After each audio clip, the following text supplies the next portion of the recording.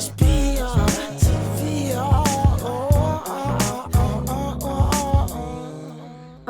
Okay. Is the melanin on? Are we in this thing? Are the edges down? Yes, we are.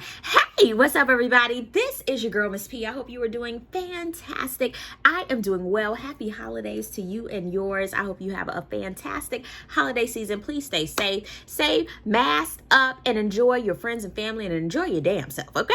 All right. Make sure to go ahead and like this video, thumbs it up, subscribe if you haven't already, and follow your girl on social media at Miss TP90, and also follow my new page, Is That Good? Make sure you check it out. And you've seen the title correctly. We're going to get into the Real Housewives of Atlanta.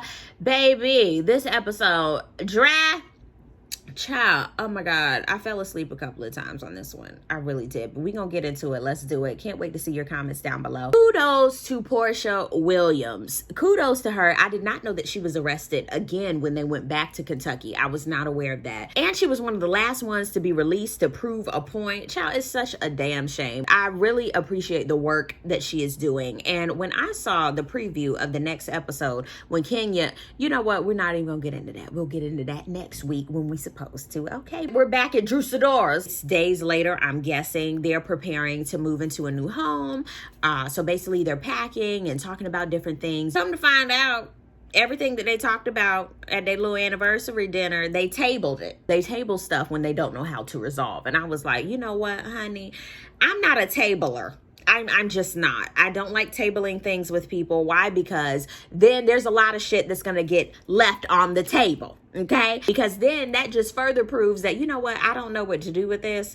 And clearly we're not going to have no resolve. So we're just going to put it on the table and talk about it whenever. Or when we get triggered again, we'll just keep piling the same shit on the table. And I can say, okay, we can table something for a day or two. Let it, sit for a while. But as far as letting it stay on the table and we don't even go back to it, I can't do that. That's just not me. I can bend a little bit and say, okay, we can leave it on the table a few days. But honey, I got to go back. Why? Because I don't like going back to something eons later because I'm not going to feel the same way. And then when we talk about something else that is the same as what we left on the table, we still don't know how to resolve. So, I don't really agree with tabling for a long period of time, especially when it's something that's that important. No. I forgot they were doing praise and worship Sunday service with Drew's mama. Drew's mama's sermon had everything to do with their little argument, talking about, I forgot what it was called, but either way, mind your mouths or govern yourselves accordingly, something like that. And Wreck-It Ralph, that's what his name is, Wreck-It Ralph. He was like, you don't need to have no sermon based around me. You're looking at me. And I was like, oh my God, can we just get to the rehearsal? Okay, can we do this? Ain't nobody coming to see you, Otis? I feel like all of them, child, got to work on continuing to grow and listening, using your listening ears and your inside voices. As adults, we don't use our listening ears at all. Once you do all that, blah, you don't use no listening ears. But I think everybody need to open up their ears in 2021 and start listening a little bit better, okay? Because you're yapping too much. You can't understand. You can't listen to people. And you really just want to be heard. All of us want to be heard in life. We do. But if we just doing all this, ain't nobody gonna listen, okay? I'm even working on that. I'm working on shutting the fuck up sometimes, okay? And listening and only saying something. And honey, I'm truly working on that. Only saying something when it's absolutely necessary, and I feel it on my heart to do so. But just sometimes shut the fuck up. Okay, just be quiet. Let it marinate. Just process sometimes. Just sit down sometimes. Just hush. Okay, sometimes you just gotta do that in order to process your emotions and say, you know what, actually, I don't even feel like that. This is how I feel, as opposed to just reacting. I'm working on not reacting so much. And I feel like a lot of us do that. We just react when we feel hurt, where we really have to say, you know what, I feel really hurt right now. I don't want to say what I'm feeling because it's not accurate, but y'all, I'm working on it. I'm working on doing that. Drew Sidor's house, honey. Her mama's sermon should have been get your house in order. Amen. Speaking of Drew, Kenya and LaToya, they're talking about Drew's pet wig. First of all, this is how I know Bravo needs something else to do. They done gave a whole segment talking about Drew Sidor hair. I can't. I'm like, they ain't got nothing else better to do. I'm just confused. What the hell else y'all got to do, honey, but braid each other's hair and take pictures and shit? That's nice, but what? But I figured out Kenya met her shady match Honey, I doubt Latoya. She's one of, yeah, they're perfect friends because Kenya has definitely met her shady match. I've seen Kenya in the last 2 episodes and I've never seen her do this. Be shocked. Candy, Kenya, and Cynthia have a talk after a workout at Candy's house. They talk about 50 Cent's wedding, and she wants over 250 people there. Child's about like Kenya. In a pandemical? Absolutely not. But I feel as though if you go to your neighborhood Walmart, all right, there's over 250 people in there. Will you go in there? So, tomato. They start talking about prenups. You know, Candy was the one that brought up a prenup because you know what happened with me and Ty. Kenya didn't have no prenup. Honey, I could have told you to have a prenup with Mark's ass. I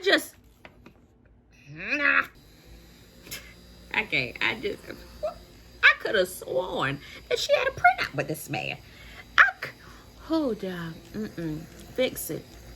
Fix it, Jesus. Black Santa. Come here real quick. Black Santa's here. Did you know, Mary, did you know, Diane, that Kenya didn't have no prenup with Mark? Hell no. You didn't know either? Especially with Mark. Like, his ass don't even live with you half the time. Like, I don't... Okay, sorry. I can't get over that. I can't. And,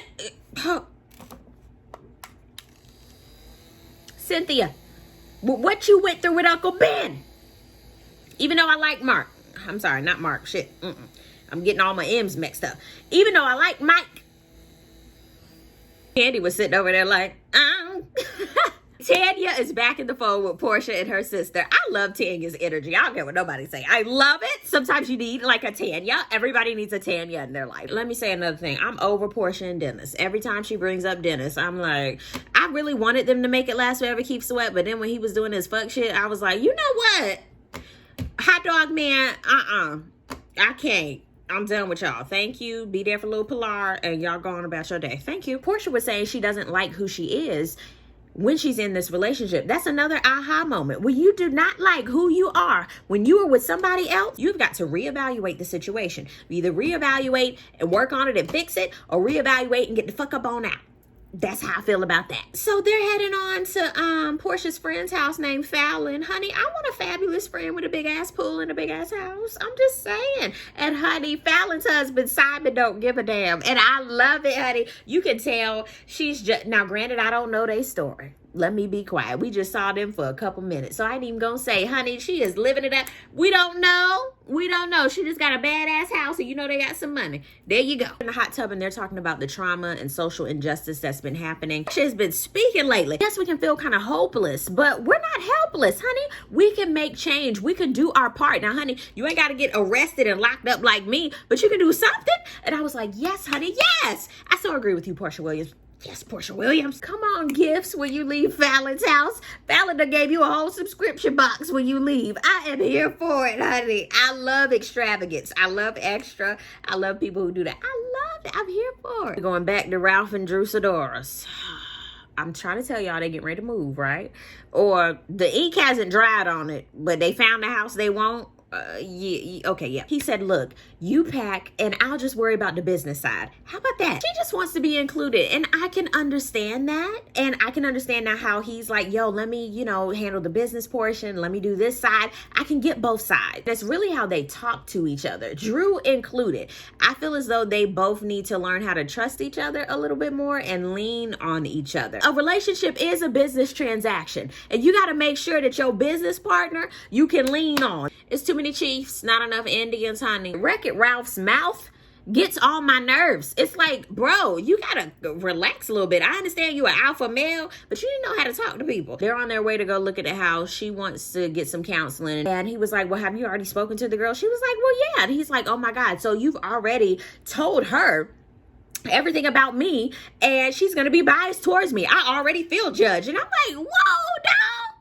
just relax. You gotta chill. She gotta talk to the lady to set up the appointment. I'm like, damn, like, bro, relax. Everybody gotta relax, child. Oh my God. But he agreed that they need to go to counseling. I was like, yes, Jesus wept, because y'all got to go. I don't care where y'all go. I don't care who you go to. Whew. Speaking of who, Mike and Cynthia go look at venues for the wedding. She picked a really, really beautiful venue. I mean, it's a gorgeous venue, honey. I love that Mike is so pro let's get married on 10-10-20. Irregardless of what is going on with the pandemic, the venue, who can be there, let's just make sure that we are getting married and then we can do something else. But Cynthia is so pro, I want my wedding, that honey, this date, we can figure it out. So I can understand both of them because of Cynthia's past and Mike's too. Cynthia really had me all over the place at the end of this episode. And I was even like, girl, I've never been married before, but I think my biggest aha is, especially with how the pandemic has been and things like that, if I set a date, I could give a damn who's there. And child, with the pandemic, so many people have just gone to shit, I don't know. They've been doing virtual weddings and shit. I get it. You want that. But like sometimes it's like, hey, the love versus the show. You know what I'm saying? But anyway, they got married though. We already know that they had their wedding, but it's like the lead up to it. But this episode, it was kind of like, okay then. But down below in the comment section, I would love to know, what did you guys think about this episode? Thank you so much for watching. I really do appreciate it. And I will see you on the next video. Peace, love, and all that good stuff. God bless. Bye.